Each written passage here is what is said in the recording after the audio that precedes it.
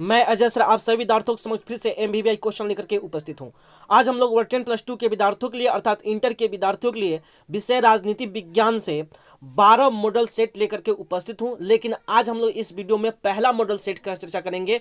आज हम लोग जो है वस्तुनिष्ठ प्रश्न का गेस क्वेश्चन पढ़ेंगे। लगभग इस पहला मॉडल सेट में जो है पहला गेस क्वेश्चन में जो है हम लोग 60 वस्तुनिष्ठ प्रश्न का अध्ययन करेंगे। तो जो भी विद्यार्थी वर्ग 10 प्लस 2 की तैयारी करते हैं और जिनका एग्जाम 2022 में है तो आप पूरे वीडियो को बिना स्किप किए देखने का प्रयास कीजिए। और अगर मेरे चैनल पर पहली बार है तो मेरे चैनल को जरूर सब्सक्राइब कीजिए, क्योंकि अगर आपको 2022 में अच्छा स्कोर करना है वस्तुनिष्ठ प्रश्न में तो आप जरूर इस पूरे गेस को ध्यान से देखिए। और इसी तरह का पूरे पॉलिटिकल साइंस में 12 गेस क्वेश्चन मिलेंगे, 12 मॉडल सेट मिलेगा गेस क्वेश्चन का। तो आप जरूर इस पूरे वीडियो को बिना स्किप किए देखने का प्रयास कीजिए। और इसी तरह का 8 सब्जेक्ट का और भी सब्जेक्टों का गेस क्वेश्चन मिलेगा। तो आप इस वीडियो में पूरी तरह से बने रहिए और मेरे चैनल को जरूर सब्सक्राइब कीजिए। तो आज हम लोग इस वीडियो में जो है 60 वस्तुनिष्ठ प्रश्न का अध्ययन करेंगे, जो बहुत ही इंपॉर्टेंट है। जो 2022 के बिहार बोर्ड के जो इंटर क्लास के एग्जाम की तैयारी कर रहे हैं उन सभी विद्यार्थियों के लिए क्वेश्चन समर्पित है। तो आप सभी विद्यार्थी चैनल पे बने रहिए और पूरे वीडियो को बिना स्किप किए देखने का प्रयास कीजिए।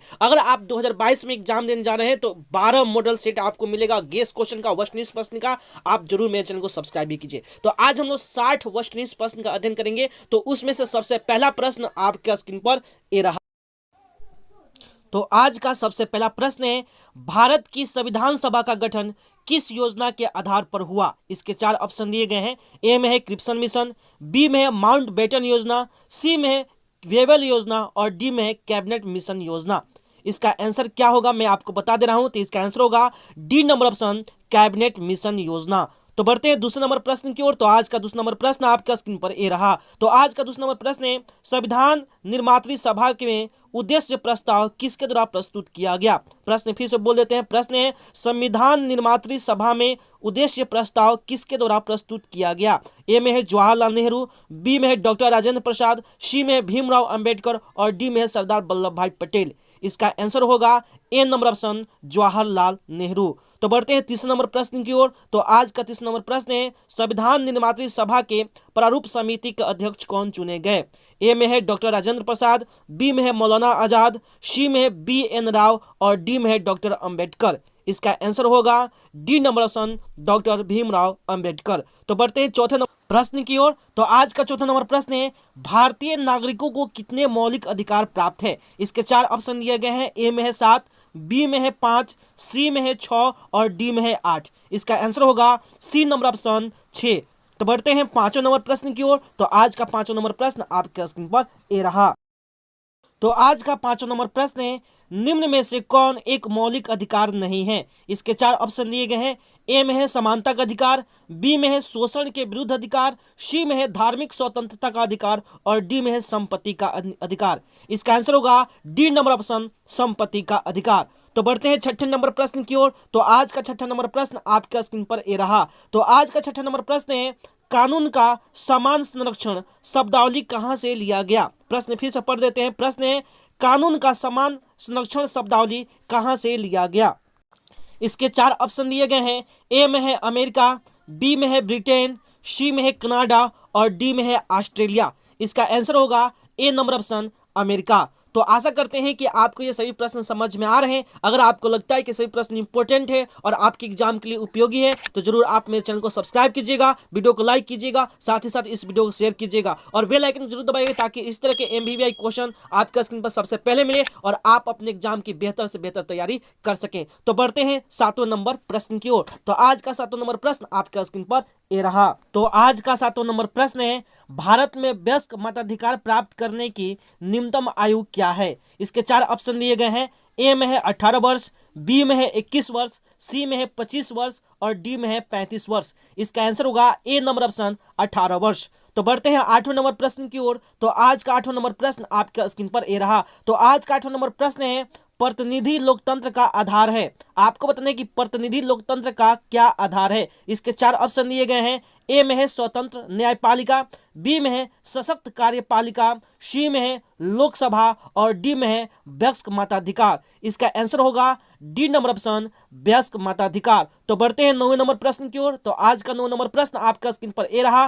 तो आज का 9 नंबर प्रश्न है, मुख्य चुनाव आयुक्त तथा अन्य चुनाव आयुक्तों की नियुक्ति किसके द्वारा की जाती है। प्रश्न फिर से पढ़ देते हैं। प्रश्न है, मुख्य चुनाव आयुक्त तथा अन्य चुनाव आयुक्तों की नियुक्ति किसके द्वारा की जाती है। इसके 4 ऑप्शन दिए गए हैं। ए में है राष्ट्रपति, बी में है प्रधानमंत्री, सी में है लोकसभा अध्यक्ष और डी में है विधि मंत्री। इसका आंसर होगा ए नंबर ऑप्शन राष्ट्रपति। तो बढ़ते हैं 10वें नंबर प्रश्न की ओर। तो आज का 10वां नंबर प्रश्न है, भारत के प्रधानमंत्री क्या होते हैं। इसके 4 ऑप्शन दिया गया है।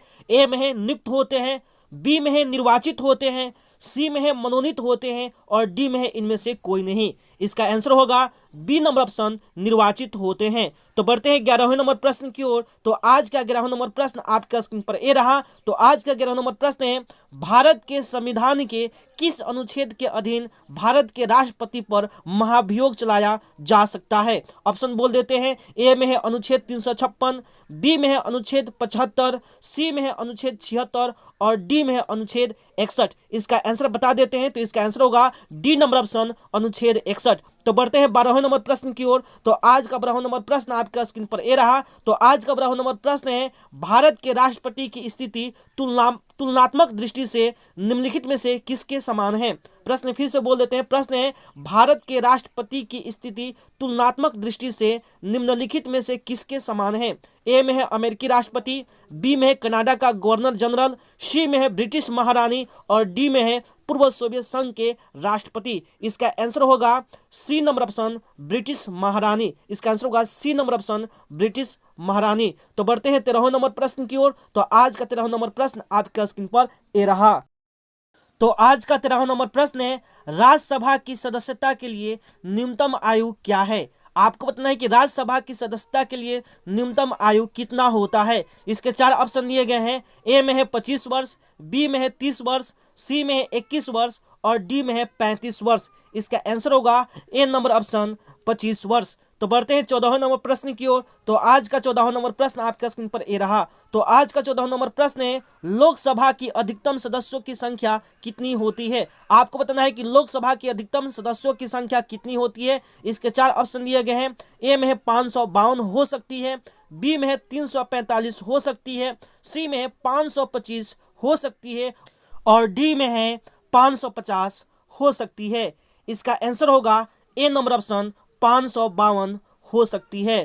तो आशा करते हैं कि आपको ये बातें समझ में आ गई है। तो बढ़ते हैं 15वें नंबर प्रश्न की ओर। तो आज का 15वां नंबर प्रश्न आपका स्क्रीन पर ए रहा। तो आज का 15वां नंबर प्रश्न है कि लोक लेखा समिति में कौन कौन से सदस्य होते हैं। प्रश्न फिर से पढ़ देते हैं। प्रश्न है, लोक लेखा समिति में कौन कौन से सदस्य होते हैं। इसके 4 ऑप्शन दिए गए हैं। ए में है केवल लोकसभा के सदस्य, बी में है केवल राज्यसभा के सदस्य, सी में है 15 सदस्य लोकसभा से तथा 7 सदस्य राज्यसभा से और डी में है 7 सदस्य लोकसभा से तथा 15 सदस्य राज्यसभा से। तो इसका आंसर होगा सी नंबर ऑप्शन 15 सदस्य लोकसभा से तथा 7 सदस्य राज्यसभा से। तो बढ़ते हैं 16वें नंबर प्रश्न की ओर। तो आज का 16वां नंबर प्रश्न आपके स्क्रीन पर ए रहा। तो आज का 16वां नंबर प्रश्न है, राज्यसभा का उपसभापति निर्वाचित होता है। इसके 4 ऑप्शन दिए गए हैं। ए में है राज्यसभा के निर्वाचित सदस्यों द्वारा, बी में है राज्यसभा के सदस्यों द्वारा, सी में है संसद के निर्वाचित सदस्यों द्वारा और डी में है संसद के सभी सदस्यों द्वारा। इसका आंसर होगा सी नंबर ऑप्शन संसद के निर्वाचित सदस्यों द्वारा। तो बढ़ते हैं 17वें नंबर प्रश्न की ओर। तो आज का 17वां नंबर प्रश्न आपका स्क्रीन पर ए रहा। तो आज का 17वां नंबर प्रश्न है, किसी भी राज्य की विधानसभा की अधिकतम अनुज्ञेय सदस्य संख्या की सीमा है। आपको बताना है कि किसी भी राज्य की विधानसभा की अधिकतम अनुज्ञेय सदस्यों की संख्या की सीमा कितनी है। इसके 4 ऑप्शन दिए गए हैं। ए में है 400 सदस्य, बी में है 425 सदस्य, सी में है 500 सदस्य और डी में है 545 सदस्य। इसका आंसर होगा डी नंबर ऑप्शन 545 सदस्य। तो बढ़ते हैं 18 नंबर प्रश्न की ओर। तो आज का 18 नंबर प्रश्न आपके स्क्रीन पर ये रहा। तो आज का 18 नंबर प्रश्न है, विधान परिषद का सदस्य निर्वाचित होने के लिए न्यूनतम आयु क्या है? आपको बताना है कि विधान परिषद का सदस्य निर्वाचित होने के लिए न्यूनतम आयु कितनी होनी चाहिए। ए में है 18 वर्ष, बी में है 25 वर्ष, सी में है 21 वर्ष और डी में है 30 वर्ष। इसका आंसर होगा बी नंबर ऑप्शन 25 वर्ष। इसका आंसर होगा बी नंबर ऑप्शन 25 वर्ष। तो बढ़ते हैं 19 नंबर प्रश्न की ओर। तो आज का 19 नंबर प्रश्न है, संवैधानिक विषय पर निर्णय देने के लिए कम से कम सर्वोच्च न्यायालय के कितने न्यायाधीश की बेंच होनी चाहिए? प्रश्न फिर से बोल देते हैं। प्रश्न है, संवैधानिक विषय पर निर्णय देने के लिए कम से कम सर्वोच्च न्यायालय के कितने न्यायाधीशों की बेंच होनी चाहिए? इसके 4 ऑप्शन दिया गया है। ए में है 3, बी में है 4, सी में है 1 और डी में है 5 या उससे अधिक। इसका आंसर होगा सी नंबर ऑप्शन 1। तो बढ़ते हैं 20 नंबर प्रश्न की ओर। तो आज का 20 नंबर प्रश्न आपका स्क्रीन पर ये रहा। तो आज का 20 नंबर प्रश्न है, भारत मुख्यतः एकात्मक राज्य है, इस विचार का प्रतिपादक कौन है? प्रश्न फिर से बोल देते हैं। प्रश्न है, भारत मुख्यतः एकात्मक राज्य है, इस विचार का प्रतिपादक कौन है? इसके 4 ऑप्शन दिए गए हैं। ए में है डी बसु, बी में है जी.एन. जोशी, सी में है मॉरिस जोन्स और डी में है अशोक चंद्रा। इसका आंसर होगा ए नंबर ऑप्शन डी बसु। इसका आंसर होगा ए नंबर ऑप्शन डी बसु। तो बढ़ते हैं 21 नंबर प्रश्न की ओर। तो आज का 21 नंबर प्रश्न आपका स्क्रीन पर ए रहा। तो आज का 21 नंबर प्रश्न है, संघात्मक ढांचे के लिए अपरिहार्य लक्षण है। आपको बताना है कि संघात्मक ढांचे के लिए अपरिहार्य लक्षण कौन से हैं। इसके 4 ऑप्शन दिया गया है। ए में है संविधान की सर्वोच्चता, बी में है स्वतंत्र न्यायपालिका, सी में है शक्तियों का विभाजन और डी में है इनमें से सभी।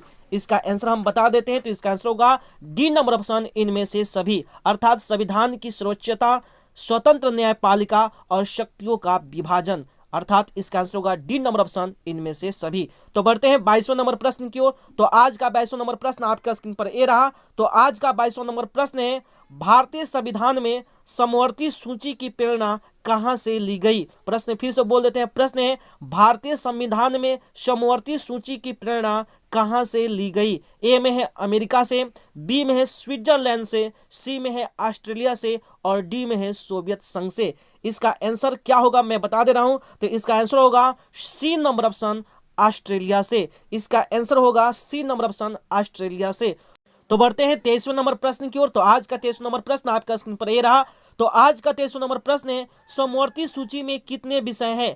आपको बताना है कि समवर्ती सूची में कितने विषय हैं। इसके 4 ऑप्शन दिया गया है। ए में है 97, बी में है 47, सी में है 61 और डी में है 67। इसका आंसर होगा सी नंबर ऑप्शन 61। इसका आंसर होगा सी नंबर ऑप्शन 61। तो बढ़ते हैं 24वें नंबर प्रश्न की ओर। तो आज का 24वां नंबर प्रश्न आपका स्क्रीन पर ये रहा। तो आज का 24वां नंबर प्रश्न है, अवशिष्ट विषयों पर कानून बनाने का अधिकार किसका है? आपको बताना है कि अवशिष्ट विषयों पर कानून बनाने का अधिकार किसका है। इसके 4 ऑप्शन दिए गए हैं। ए में है राज्यों के पास, बी में है केंद्र एवं राज्यों के पास, सी में है केंद्र के पास और डी में है किसी के पास नहीं। इसका आंसर होगा सी नंबर ऑप्शन केंद्र के पास। इसका आंसर होगा सी नंबर ऑप्शन केंद्र के पास। तो आशा करते हैं कि आपको ये बातें समझ में आ गई। अगर आपको लगता है कि ये सभी प्रश्न इंपॉर्टेंट है और आपके एग्जाम के लिए उपयोगी है तो जरूर आप मेरे चैनल को सब्सक्राइब कीजिएगा, वीडियो को लाइक कीजिएगा, साथ ही साथ इस वीडियो को शेयर कीजिएगा और बेल आइकन को जरूर दबाइएगा ताकि इस तरह के एमबीबीआई क्वेश्चन सभी सब्जेक्ट के आपका स्क्रीन पर सबसे पहले मिले और आप अपने एग्जाम की बेहतर से बेहतर तैयारी कर सके और आप अपने एग्जाम में एक अच्छा स्कोर कर सके। तो बढ़ते हैं 25 नंबर प्रश्न की ओर। तो आज का 25 नंबर प्रश्न आपका स्क्रीन पर ये रहा।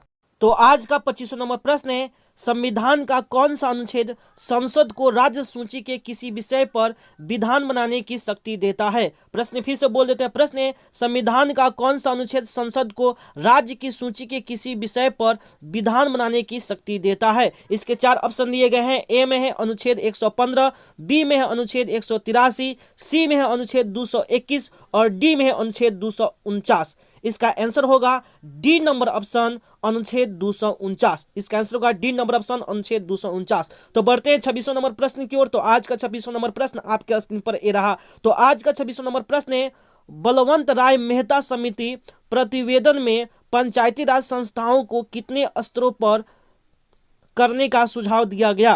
प्रश्न फिर से बोल देते हैं। प्रश्न है, बलवंत राज मेहता समिति प्रतिवेदन में पंचायती राज संस्थाओं को कितने स्तरों पर करने का सुझाव दिया गया? इसके 4 ऑप्शन दिया गया है। ए में है द्विस्तरीय, बी में है एक स्तरीय, सी में है त्रिस्तरीय और डी में है इनमें से कोई नहीं। इसका आंसर होगा सी नंबर ऑप्शन त्रिस्तरीय। इसका आंसर होगा सी नंबर ऑप्शन त्रिस्तरीय। तो बढ़ते हैं 27वें नंबर प्रश्न की ओर। तो आज का 27वां नंबर प्रश्न आपका स्क्रीन पर ए रहा। तो आज का 27वां नंबर प्रश्न है, लोकतांत्रिक विकेंद्रीकरण का सुझाव दिया। आपको बताना है कि लोकतांत्रिक विकेंद्रीकरण का सुझाव किसने दिया? इसके 4 ऑप्शन दिया गया है। ए में है राज मन्नार समिति ने, बी में है बलवंत राय मेहता समिति ने, सी में है अशोक मेहता समिति ने और डी में है चंदा समिति ने। ऑप्शन फिर से बोल देते हैं। ऑप्शन है ए नंबर राज मन्नार समिति ने, बी में है बलवंत राय मेहता समिति ने, सी में है अशोक मेहता समिति ने और डी में है चंदा समिति ने। इसका आंसर होगा बी नंबर ऑप्शन बलवंत राय मेहता समिति ने। इसका आंसर होगा बी नंबर ऑप्शन बलवंत राय मेहता समिति ने। तो बढ़ते हैं 28वें नंबर प्रश्न की ओर। तो आज का 28वां नंबर प्रश्न आपका स्क्रीन पर ए रहा। तो आज का 28वां नंबर प्रश्न है, 73वें संविधान संशोधन के अनुसार 11वीं अनुसूची में पंचायती राज संस्थाओं को कितने विषय सौंपे गए हैं? ए में है 97, बी में है 66, सी में है 47 और डी में है 29। इसका आंसर होगा सी नंबर ऑप्शन 47। इसका आंसर होगा सी नंबर ऑप्शन 47। तो बढ़ते हैं 29वें नंबर प्रश्न की ओर। तो आज का 29वां नंबर प्रश्न है, संविधान संशोधन की प्रक्रिया का वर्णन किया गया है।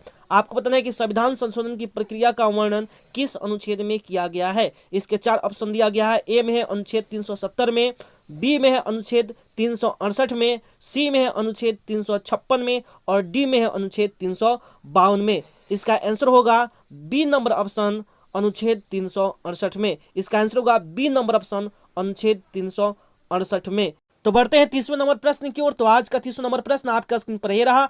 तो आज का 30वां नंबर प्रश्न है, केशवानंद भारती वाद में सर्वोच्च न्यायालय ने किस विषय पर निर्णय दिया था? प्रश्न फिर से बोल देते हैं। प्रश्न है, केशवानंद भारती वाद में सर्वोच्च न्यायालय ने किस विषय पर निर्णय दिया था? इसके 4 ऑप्शन दिया गया है। ए में है संसद मौलिक अधिकारों में संशोधन नहीं कर सकता, बी में है क्षतिपूर्ति का सिद्धांत, सी में है संसद संविधान के मूल ढांचे को संशोधित नहीं कर सकती और डी में है बैंक राष्ट्रीयकरण अधिनियम। इसका आंसर होगा सी नंबर ऑप्शन संसद संविधान के मूल ढांचे को संशोधित नहीं कर सकती। आंसर फिर से बोल देते हैं। इसका आंसर होगा सी नंबर ऑप्शन संसद संविधान के मूल ढांचे को संशोधित नहीं कर सकती। तो बढ़ते हैं 31वें नंबर प्रश्न की ओर। तो आज का 31वां नंबर प्रश्न है, ऑन लाइब्रेटरी शीर्षक पुस्तक के लेखक कौन है? प्रश्न फिर से बोल देते हैं। प्रश्न है, ऑन लाइब्रेटरी शीर्षक पुस्तक के लेखक कौन है? इसके 4 ऑप्शन दिया गया है। ए में है J.S. मिल, बी में है बेंथम, सी में है प्लेटो और डी में है मार्कस। इसका आंसर होगा ए नंबर ऑप्शन J.S. मिल। इसका आंसर होगा ए नंबर ऑप्शन J.S. मिल। तो बढ़ते हैं 32वें नंबर प्रश्न की ओर। तो आज का 32वां नंबर प्रश्न आपके स्क्रीन पर ए रहा। तो आज का 32वां नंबर प्रश्न है, मनुष्य स्वतंत्र उत्पन्न होता है किंतु वह सर्वत्र वह बंधनों में बंधा हुआ है, यह किसका कथन है? प्रश्न फिर से बोल देता है। प्रश्न है, मनुष्य स्वतंत्र उत्पन्न होता है किंतु वह सर्वत्र वह बंधनों में बंधा हुआ है, यह किसका कथन है? ए में है हॉब्स का, बी में है लॉक का, सी में है रूसो का और डी में है मार्कस का। इसका आंसर होगा सी नंबर ऑप्शन रूसो का। इसका आंसर होगा सी नंबर ऑप्शन रूसो का। तो बढ़ते हैं 33वें नंबर प्रश्न की ओर। तो आज का 33वां नंबर प्रश्न आपका स्क्रीन पर ए रहा। तो आज का 33वां नंबर प्रश्न है, निम्नलिखित में से कौन एक न्याय का प्रकार है? आपको बताना है कि निम्नलिखित में से कौन एक न्याय का प्रकार है। इसके 4 ऑप्शन दिया गया है। ए में है कानूनी न्याय, बी में है राजनीतिक न्याय, सी में है आर्थिक न्याय और डी में है इनमें से सभी। इसका आंसर होगा डी नंबर ऑप्शन इनमें से सभी। इसका आंसर होगा डी नंबर ऑप्शन इनमें से सभी। तो बढ़ते हैं 34वें नंबर प्रश्न की ओर। तो आज का 34वां नंबर प्रश्न आपके स्क्रीन पर ए रहा। तो आज का 34वां नंबर प्रश्न है, भारत में किस आधार पर नागरिकता प्राप्त की जा सकती है? आपको बताना है कि भारत में किस आधार पर नागरिकता प्राप्त की जा सकती है। ए में है निश्चित निवास, बी में है विवाह, सी में है सरकारी सेवा और डी में है इनमें से सभी। इसका आंसर होगा डी नंबर ऑप्शन इनमें से सभी। इसका आंसर होगा डी नंबर ऑप्शन इनमें से सभी, अर्थात निश्चित निवास, विवाह और सरकारी सेवा द्वारा आप जो है भारत में नागरिकता प्राप्त कर सकते हैं। तो बढ़ते हैं 35 नंबर प्रश्न की ओर। तो आज का 35 नंबर प्रश्न आपका स्क्रीन पर ये रहा। तो आज का 35 नंबर प्रश्न है, भारतीय नागरिकता अधिनियम कब पारित किया गया? आपको बताना है कि भारतीय नागरिकता अधिनियम कब पारित किया गया। ए में है 1950 में, बी में है 1952 में, सी में है 1955 में और डी में है 1958 में। इसका आंसर होगा सी नंबर ऑप्शन 1955 में। इसका आंसर होगा सी नंबर ऑप्शन 1955 में। तो बढ़ते हैं 36 नंबर प्रश्न की ओर। तो आज का 36 नंबर प्रश्न आपका स्क्रीन पर ये रहा।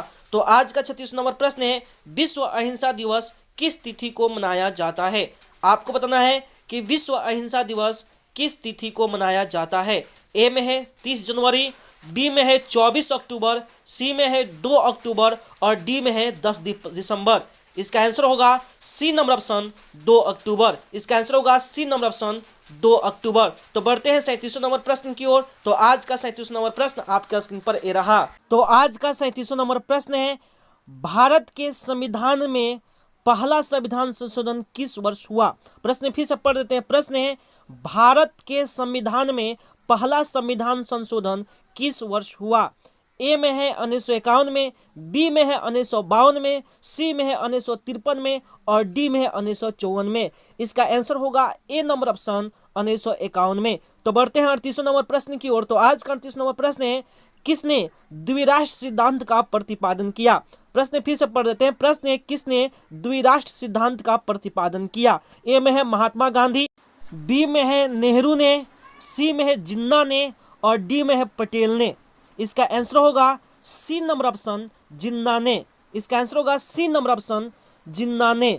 तो बढ़ते हैं 39 नंबर प्रश्न की ओर। तो आज का 39 नंबर प्रश्न है कि भारत और पाकिस्तान के बीच कारगिल युद्ध कब हुआ? भारत और पाकिस्तान के बीच कारगिल युद्ध कब हुआ? ए में है 1995 में, बी में है 1996 में, सी में है 1999 में और डी में है 1998 में। इसका आंसर होगा सी नंबर ऑप्शन 1999 में। इसका आंसर होगा सी नंबर ऑप्शन 1999 में। तो बढ़ते हैं 40वें नंबर प्रश्न की ओर। तो आज का 40वां नंबर प्रश्न है कि भारत और चीन के बीच पंचशील समझौता पर हस्ताक्षर किस वर्ष हुआ था? प्रश्न फिर से बोल देते हैं। प्रश्न है, भारत और चीन के बीच पंचशील समझौते पर हस्ताक्षर किस वर्ष हुआ था? ए में है 1950 में, बी में है 1955 में, सी में है 1953 में और डी में है 1954 में। इसका आंसर होगा डी नंबर ऑप्शन 1954 में। इसका आंसर होगा डी नंबर ऑप्शन 1954 में। तो बढ़ते हैं 41वें नंबर प्रश्न की ओर। तो आज का 41 नंबर प्रश्न है, गुट निरपेक्ष आंदोलन कब अस्तित्व में आया? प्रश्न फिर से बोल देते हैं। प्रश्न है, गुट निरपेक्ष आंदोलन कब अस्तित्व में आया? ए में है 1961 में, बी में है 1962 में, सी में है 1963 में और डी में है 1964 में। इसका आंसर होगा ए नंबर ऑप्शन 1961 में। इसका आंसर होगा ए नंबर ऑप्शन 1961 में। तो बढ़ते हैं 42वें नंबर प्रश्न की ओर। तो आज का 42वां नंबर प्रश्न आपके स्क्रीन पर ये रहा। तो आज का 42वां नंबर प्रश्न है, संविधान में 42वां संशोधन कब पारित किया गया?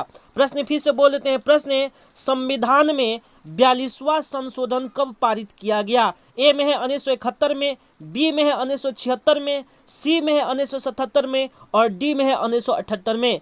इसका आंसर होगा बी नंबर ऑप्शन 1976 में। इसका आंसर होगा बी नंबर ऑप्शन 1976 में। तो बढ़ते हैं 43वें नंबर प्रश्न की ओर। तो आज का 43वां नंबर प्रश्न है, सार्क में कितने देश सदस्य हैं? आपको बताना है कि सार्क में सदस्य देशों की संख्या कितनी है। इसके 4 ऑप्शन दिया गया है। ए में है 5, बी में है 6, सी में है 7 और डी में है 8। इसका आंसर होगा सी नंबर ऑप्शन 7। इसका आंसर होगा सी नंबर ऑप्शन 7। तो बढ़ते हैं 44वें नंबर प्रश्न की ओर। तो आज का 44वां नंबर प्रश्न है कि निम्नलिखित में से कौन एक राज्य का तत्व नहीं है? निम्नलिखित में से कौन एक राज्य का तत्व नहीं है? ए में है भूभाग, बी में है जनसंख्या, सी में है संप्रभुता और डी में है राजनीतिक दल। इसका आंसर होगा डी नंबर ऑप्शन राजनीतिक दल। तो बढ़ते हैं 45वें नंबर प्रश्न की ओर। तो आज का 45वां नंबर प्रश्न है कि उल्फा कहाँ का एक आतंकवादी संगठन है? आपको बताना है कि उल्फा कहाँ का एक आतंकवादी संगठन है। ए में है श्रीलंका का, बी में है पाकिस्तान का, सी में है भारत का और डी में है रूस का। इसका आंसर होगा सी नंबर ऑप्शन भारत का। तो बढ़ते हैं 46वें नंबर प्रश्न की ओर। तो आज का 46वां नंबर प्रश्न है, किसी नगर निगम के मेयर का चुनाव कौन करता है? आपको बताना है किसी नगर निगम के मेयर का चुनाव कौन करता है। ए में है वार्ड काउंसलर, बी में है अस्थाई समिति, सी में है जनता और डी में है इनमें से कोई नहीं। इसका आंसर होता है ए नंबर ऑप्शन वार्ड काउंसलर।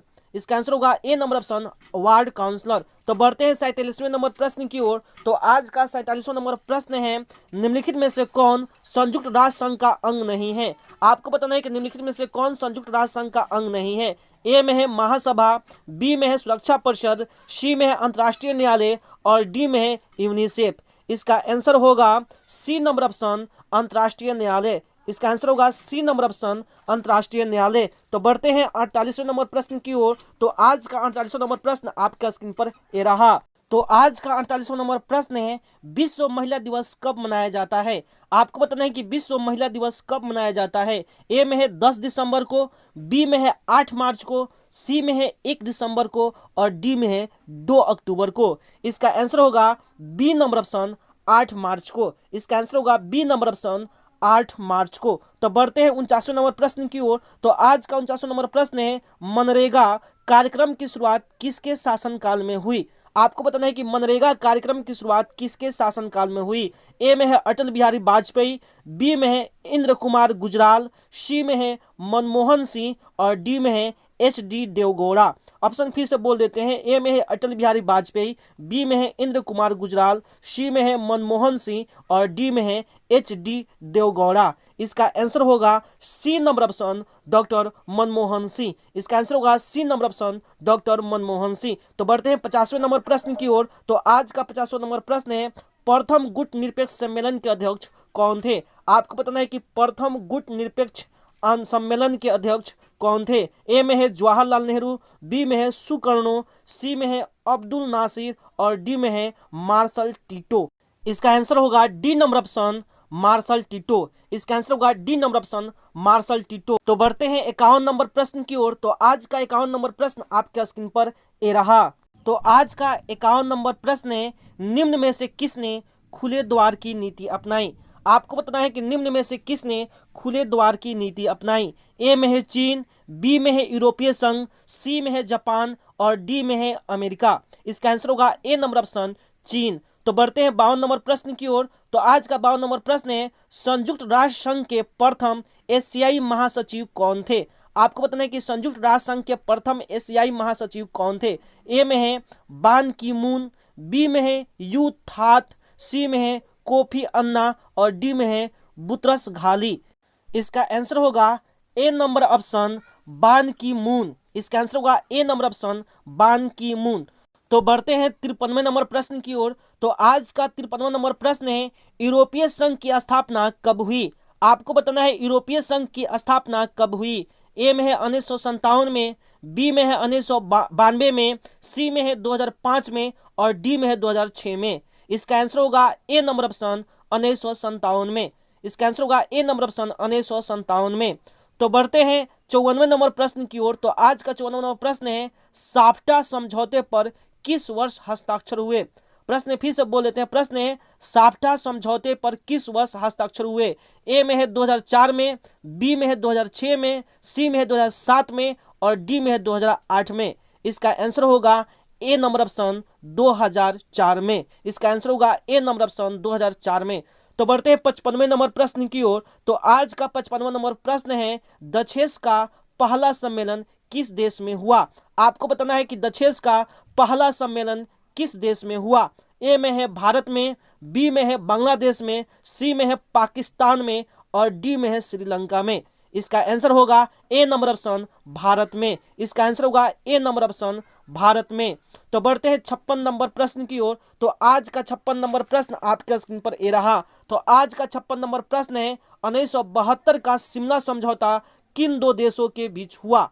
ए में है भारत और नेपाल, बी में है भारत और पाकिस्तान, सी में है भारत और बांग्लादेश और डी में है पाकिस्तान और बांग्लादेश। इसका आंसर होगा बी नंबर ऑप्शन भारत और पाकिस्तान। इसका आंसर होगा बी नंबर ऑप्शन भारत और पाकिस्तान। तो बढ़ते हैं 57 नंबर प्रश्न की ओर। तो आज का 57 नंबर प्रश्न आपके स्क्रीन पर ये रहा।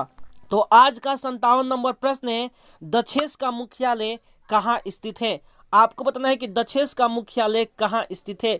ए में है नई दिल्ली, बी में है कोलकाता, सी में है इस्लामाबाद और डी में है काठमांडू। ऑप्शन फिर से बोल देते हैं, ए में है नई दिल्ली, बी में है कोलकाता, सी में है इस्लामाबाद और डी में है काठमांडू। इसका आंसर होगा डी नंबर ऑप्शन काठमांडू। इसका आंसर होगा डी नंबर ऑप्शन काठमांडू। तो बढ़ते हैं 58 नंबर प्रश्न की ओर। तो आज का 58 नंबर प्रश्न है, किसकी सिफारिश पर महासभा की नियुक्ति करती है? किसकी सिफारिश पर महासभा की नियुक्ति करती है? ए में है सुरक्षा परिषद, बी में है आर्थिक व सामाजिक परिषद, सी में है अंतर्राष्ट्रीय न्यायालय और डी में है न्यायिक परिषद। इसका आंसर होगा ए नंबर ऑप्शन सुरक्षा परिषद। इसका आंसर होगा ए नंबर ऑप्शन सुरक्षा परिषद। तो बढ़ते हैं 59वें नंबर प्रश्न की ओर। तो आज का 59वां नंबर प्रश्न है, अंतर्राष्ट्रीय अणु ऊर्जा अभिकरण की स्थापना कब हुई थी?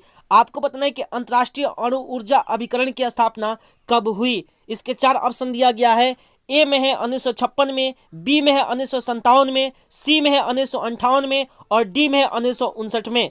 इसका आंसर होगा बी नंबर ऑप्शन 1957 में। इसका आंसर होगा बी नंबर ऑप्शन 1957 में। तो बढ़ते हैं आज के सबसे अंतिम प्रश्न अर्थात 60वां नंबर प्रश्न आपके स्क्रीन पर ये रहा। तो आज का 60वां नंबर प्रश्न है, किस कमेटी की रिपोर्ट पर भारत सरकार ने पर्यावरण विभाग स्थापित किया? आपको बताना है कि किस कमेटी की रिपोर्ट पर भारत सरकार ने पर्यावरण विभाग स्थापित किया। इसके 4 ऑप्शन दिया गया है। ए में है तिवारी कमेटी, बी में है सिंघवी कमेटी, सी में है संस्थानम कमेटी और डी में है स्वर्ण सिंह कमेटी। ऑप्शन फिर से बोल देते हैं, ए में है तिवारी कमेटी, बी में है सिंघवी कमेटी, सी में है संस्थानम कमेटी और डी में है स्वर्ण सिंह कमेटी। इसका आंसर होगा डी नंबर ऑप्शन स्वर्ण सिंह कमेटी। इसका आंसर होगा डी नंबर ऑप्शन स्वर्ण सिंह कमेटी। तो आशा करते हैं कि आपको यह 60 प्रश्न समझ में आ गया है। अगर आपको लगता है कि यह सभी प्रश्न इंपॉर्टेंट है और आपके एग्जाम के लिए उपयोगी है तो आप जरूर मेरे चैनल को सब्सक्राइब कीजिएगा, वीडियो को लाइक कीजिएगा, साथ ही साथ इस वीडियो को शेयर कीजिएगा और बेल आइकन को जरूर दबाइए ताकि इस तरह के एमबीबीआई क्वेश्चन आपका स्क्रीन पर सबसे पहले मिले और आप अपने एग्जाम की बेहतर से बेहतर तैयारी कर सके। इसके साथ बिहार बोर्ड के जितने भी विद्यार्थी हैं, साथ ही साथ इस देश के जितने भी युवा हैं जो किसी भी कॉम्पिटिटिव एग्जाम की तैयारी करते हैं, उन सभी मित्रों को, उन सभी दोस्तों को मेरी तरफ से बेस्ट ऑफ लक। जय हिंद, जय भारत।